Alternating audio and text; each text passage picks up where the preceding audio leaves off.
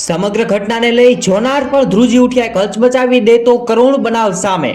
સગાઈ બાદ લગ્નના સપના જોતા કપલનું કરુણ મોત નીપજ્યું હતું.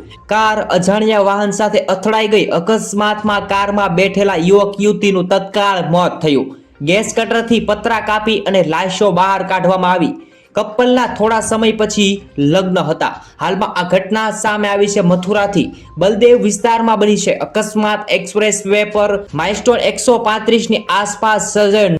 જ્યારે આ સમગ્ર ઘટનામાં દિલ્હીના આરકે પૂનમ સેક્ટર 8 માં રહેતો વિશાલ અલંકા સાથે આગ્રા જતો હતો અને 9 સપ્ટેમ્બરે રાત્રે લગભગ 12 વાગ્યાની આસપાસ કાર આગળ ચાલતા વાહન સાથે અથડાઈ અને મોટી ઘટના ઘટી છે. અકસ્માતમાં વિશાલ તથા અલંકાનું મોત થયું છે.